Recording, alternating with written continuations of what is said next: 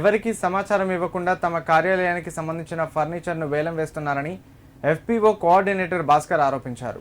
సిద్దిపేట రైతు బజార్లో ఒక షట్టర్లో తమ కార్యాలయం కొనసాగించామని, అయితే కిరాయి కట్టకపోవడంతో తమ ఫర్నిచర్ను ప్రభుత్వం జప్తు చేసిందని తెలిపారు. తాము రైతు బజార్కు బాకీ ఉన్న మొత్తాన్ని చెల్లిస్తామని తమతో చర్చించాలని ఎన్నిసార్లు విన్నవించుకున్నా అధికారులు పెడచెవిన పెట్టారని, ఇప్పుడు తమకు తెలిసిన నలుగురి మధ్యలో వేలం వేసి ఎంతో విలువైన వస్తువులను తక్కువ ధరకు కొనుగోలు చేస్తున్నారని ఆరోపించారు. ఈ విషయంపై జిల్లా మార్కెటింగ్ అధికారి స్పందించి వేలం ఆపాలని కోరారు. అయితే ఇదే విషయంపై రైతు బజార్ అధికారి ప్రభాకర్ మాట్లాడుతూ అన్ని డిపార్ట్మెంట్ల ఆధ్వర్యంలోనే పంచనామా చేసి ఫర్నిచర్ జప్తు చేశామని, ఇప్పుడు కూడా అందరూ అధికారుల అనుమతితోనే ప్రభుత్వ మార్కెట్ యార్డ్లో వేలం నిర్వహిస్తున్నామని తెలిపారు. మేము సిద్దిపేట ఫార్మర్ ప్రొడ్యూసర్ ఆర్గనైజేషన్లో చీఫ్ ఎగ్జిక్యూటివ్ ఆఫీసర్గా పనిచేశాము. ఇప్పుడు అయితే ఇక్కడ గత 8 సంవత్సరాలుగా ఈ సిద్దిపేట ఫార్మర్ ప్రొడ్యూసర్ కంపెనీ అనేది రైతులకు మరియు వినియోగదారులకు మధ్య ఏదైతే మిడిల్ మ్యాన్ వ్యవస్థ ఉందో దాన్ని దూరం చేయడానికి కేంద్ర రాష్ట్ర ప్రభుత్వాలు ఈ ప్రోగ్రామ్ని తీసుకొచ్చాయి 2012 ఆ తర్వాత.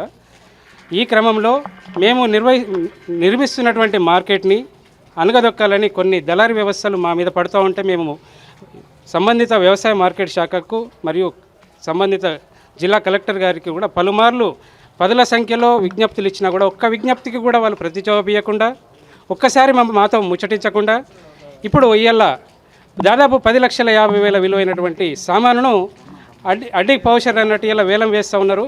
ఈ వేలం ఆపాలని పలుమార్లు విజ్ఞప్తి చేస్తే ఒకసారి ఆపారు. ఆపినాక మళ్ళీ ఉత్తరం ఇచ్చాము. మళ్ళీ ఇప్పటివరకు మాకు ఎలాంటి రెస్పాండ్ ఇవ్వలేదు. మాకు నోటీస్ లేకుండా సెలెక్టెడ్ పీపుల్ని తెచ్చుకొని ఇలా వేలం నిర్వహించడం జరిగింది. సో ఇది రైతులను ఆత్మహత్యలకు ప్రేరేపించడంగా నేను భావిస్తాను.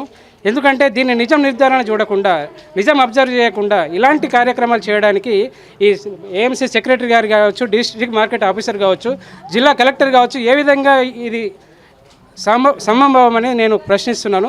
దయచేసి మీ మీడియా ద్వారా నేను ప్రశ్నించేదంటే ఫార్మర్ ప్రొడ్యూసర్ ఆర్గనైజేషన్స్ అనేటివి నిలబడాలి. వాటికి ప్రభుత్వం నాబార్డు కావచ్చు, జిల్లా కలెక్టర్ మణిచౌదరి సార్ గారు కావచ్చు, ఇప్పుడు హుస్నాబాద్లో నిర్వహిస్తున్న కృషికల్ప ఆర్గనైజేషన్ కావచ్చు, వీళ్ళందరూ ముందుకొచ్చి ఇలాంటి ఆర్గనైజేషన్లు బయటకు పిలిచి అంటే ప్లాట్ఫామ్ మీద పిలిచి మాట్లాడాలి, సమస్యలు నివృత్తి చేయాలి, రైతులకు చేదోడు వాదోడుగా ఉండాలని నేను కోరుకుంటున్నాను. ఇలాంటి ఆత్మహత్యలకు పురిగొల్పే ప్రక్రియలు కొనసాగొద్దు అని నేను దండం పెట్టి రిక్వెస్ట్ చేస్తున్నాను. వేలంపాట పత్తి మార్కెట్ నుండి వేలంపాట జిల్లా అదనపు కలెక్టర్ గారి అనుమతితో జిల్లా మార్కెటింగ్ గారి ఆదేశం ప్రకారం ఇక్కడ బహిరంగ వేలం ప్రకటన వేయడం జరిగింది. నిన్నున్న వస్తువులు ఎవరైతే ఇష్టం ఉన్నారో వాళ్ళు వచ్చి వేలంపాటలో పాడి వాళ్ళు తీసుకున్నారు. ఎఫ్పిఓ సంస్థ అనేది రైతు బార్లో షట్టర్ ఉండేది. వాళ్ళు మాకు రెంట్ పే చేయలేదు. ఆ రెంట్ పే చేయకపోతే వాళ్ళకి మేము నోటీసులు కూడా ఇచ్చాము. నోటీసులు ఇస్తే వాళ్ళు రెస్పాండ్ కాలేదు. మళ్ళీ అప్పుడు కూడా కలెక్టర్ గారి అనుమతితోటే దాన్ని పంచనామా చేసి సీజ్ చేసినాం. ఆ సీజ్ చేసిన వస్తువులు ఈరోజు వేలం వేయడం జరిగింది. బస్టాండ్లో, రైతు బజార్లో, ఇంటిగ్రేటెడ్ మార్కెట్లో కూడా పెట్టేసాం సార్. అంటే నోటీసులు అతికిస్తాం. వచ్చారు సార్, ఒక 9-10 మంది దాకా ఉన్నారు. వీడియోస్ కూడా ఉన్నాయి. అంతా మొత్తం వీడియో పెట్టి తీసాం సార్. వాల్యుయేషన్ మేము ఎట్లా చేస్తాం? మేము సంబంధిత డిపార్ట్మెంట్ పిలిచాము. అందులో సీడ్స్ ఉన్నది, అగ్రికల్చర్ వాళ్ళు వచ్చారు, రెవెన్యూ వాళ్ళు వచ్చారు, పోలీస్ వాళ్ళు, అందరి సమక్షంలోనే దాన్ని చేయడం జరిగింది. పంచనామా చేసినాం. సీజ్ చేసినప్పుడు పంచనామా చేసినప్పుడు వాళ్ళే వచ్చారు. ఈరోజు కూడా వాళ్ళే ఉన్నారు. అందరి సమక్షంలోనే జరిగింది.